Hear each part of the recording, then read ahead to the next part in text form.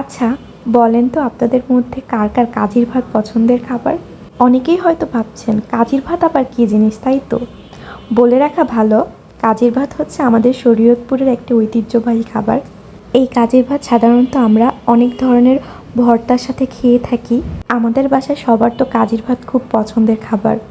আজকে আমরা কাজির ভাত রান্না করেছিলাম, সাথে অনেক ধরনের ভর্তা করেছিলাম। প্রায় 7 থেকে 8 ধরনের ভর্তা করেছিলাম।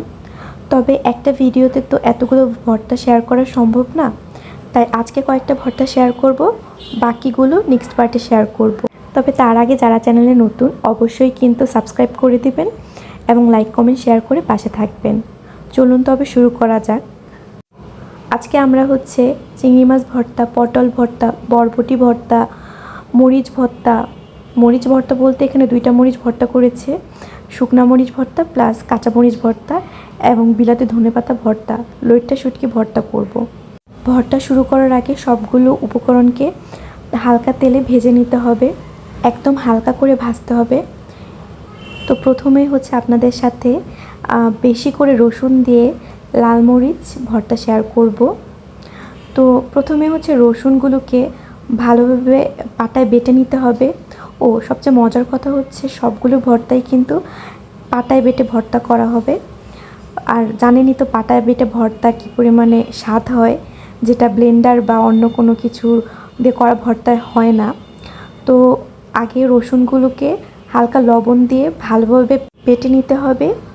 ভালোভাবে বলতে কিন্তু একদম রসুনটাকে মিহি করে বাটা বোঝাচ্ছি। তো এর জন্য 2 থেকে 3 বার বেটে নিব, যাতে কোনো রকম আস্ত রসুন না থাকে। রসুনটা যখন ভালোভাবে বাটা হয়ে যাবে তখন এর মধ্যে শুকনো মরিচটা অ্যাড করে নিতে হবে। এই শুকনো মরিচটা কিন্তু আগে থেকে তেল ছাড়া ভেজে নিতে হবে। শুকনো মরিচ ভাজায় কিন্তু কোনো রকম তেল ইউজ করা যাবে না। এই পর্যায়ে শুকনো মরিচটাকে রসুনের সাথে আবার বেটে নিতে হবে। শুকনো মরিচটা বাটার সময় হালকা করে পানি ইউজ করবেন, যাতে মরিচ বাটতে একটু সুবিধা হয়। তো দেখে কার কার ভয় লাগছে বলুন তো? মরিচ বাটা খুব বেশি ঝাল, তাই না? যে বাটবে তার তো একদম হাত জ্বলে যাবে। আসলে একটা কথা আছে না, কিছু ভালো পেতে হলে একটু কষ্ট করতে হবে, একটু হাত জ্বলবে, কিন্তু মজাদার একটা ভর্তাও উপভোগ করতে পারবেন। আপনারা চাইলে কিন্তু ব্লেন্ডারও সেমভাবে করতে পারেন, কিন্তু আসলে ব্লেন্ডার আর পাটার ভর্তার তো একটা তফাৎ আছে, তাই না? টেস্টটা আসলে একদম হুবহু পাবেন না। তাই একটু কষ্ট হলেও প্রেফার করব যে পাটায় বেটেই করবেন। তো এখানে হচ্ছে মরিচটাকে একদম মিহি করে নেওয়া যাবে না, বিচিগুলো যাতে একটু আস্তে আস্তে থাকে তাহলে খেতে বেশি ভালো লাগবে। বিচি আস্ত রেখে মরিচটাকে একদম আধা বাটা করে নিব। তো দেখতেই পাচ্ছেন মরিচ ভর্তাটা কিন্তু হয়ে গিয়েছে। এবার এটাকে পাশে রেখে তারপরে হচ্ছে অন্য ভর্তা করা শুরু করব।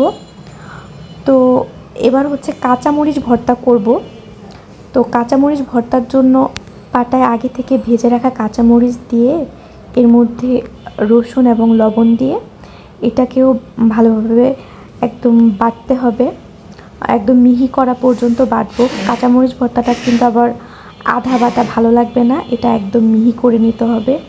তো এর জন্য 2 থেকে 3 বার বাটা লাগে, না হলে প্রপারলি মিহি হয় না। কাঁচামরিচ ভর্তার মেন উপকরণই হচ্ছে কাঁচামরিচ, রসুন আর লবণ, ব্যাস। আর তেমন কিছু ইউজ করার প্রয়োজন নেই। এই 3টে উপকরণ দিয়ে কিন্তু মজাদার একটা ভর্তা তৈরি হয়ে যাবে। ব্যাস, এইবার পালা হচ্ছে বিলেতি ধনেপাতা ভর্তা। আমাদের এলাকায় আমরা এটাকে বিলেতি ধনেপাতাই বলি, আপনাদের কার এলাকায় কী বলে আসলে একটু কমেন্টে জানাবেন। অনেকে হয়তো বা চুষনি পাতাও বলে থাকে, বাট একটু কমেন্টে জানাবেন কিন্তু আপনারা। তো এর জন্য, এই ভর্তার জন্য প্রথমেই হচ্ছে বিলেতি ধনেপাতাটাকে আগে থেকে একটু হালকা তেল দিয়ে ভেজে নিতে হবে। এরপরে পাটায় ধনেপাতা, রসুন এবং লবণ দিয়ে এটাকে আগে বেটে নিতে হবে মিহি করে। পাতাটা মিহি হয়ে গেলে এরপরে হচ্ছে এর মধ্যে শুকনো মরিচ অ্যাড করে নিতে হবে। তো শুকনো মরিচটা দিয়ে পাতাটা আবার ভালোভাবে বেটে নিতে হবে। একদম শুকনো মরিচটা আধা বাটা হয়ে যাওয়া পর্যন্ত এটাকে বাটতে হবে। আধা বাটা বলতে বিচিটাকে আস্ত রাখা লাগবে, মানে বিচিটা আস্ত রাখলে আর কি বেশি ভালো লাগে খেতে।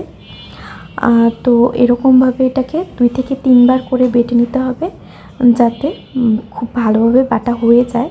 এই ভর্তাটাও কিন্তু একদম সাধারণভাবে 2 থেকে 3টা উপকরণ, যেমন ধনেপাতা, রসুন, লবণ এবং মরিচ দিয়ে খুব সহজে দেখতে পেলেন একটা ভর্তা হয়ে গেল। এই ভর্তাটা কিন্তু আসলে আমার কাছে সবচেয়ে বেশি মজা লাগে। এটা আমার একটা ফেভারিট ভর্তা।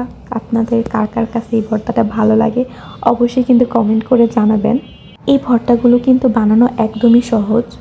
দেখতে পেলেন একদম খুব কম উপকরণ দিয়ে কত সহজে 3টা ভর্তা তৈরি হয়ে গেল। তো আজকে আপনাদের সাথে এই 3টা ভর্তাই শেয়ার করব। তবে এই ভর্তাগুলো কিন্তু আমরা কাজির ভাতের সাথে খাবো। তো কে কে কাজির ভাতের রেসিপি চান, কীভাবে এই ভাতটা বানানো হয়, অবশ্যই কিন্তু কমেন্ট করে জানাবেন, তাহলে কাজির ভাতের রেসিপিটিও আপনাদের সাথে শেয়ার করব। আজকে তাহলে বিদায় নিচ্ছি। যারা চ্যানেলে নতুন অবশ্যই কিন্তু সাবস্ক্রাইব করে দিবেন, লাইক কমেন্ট শেয়ার করে পাশে থাকবেন। আল্লাহ হাফিজ।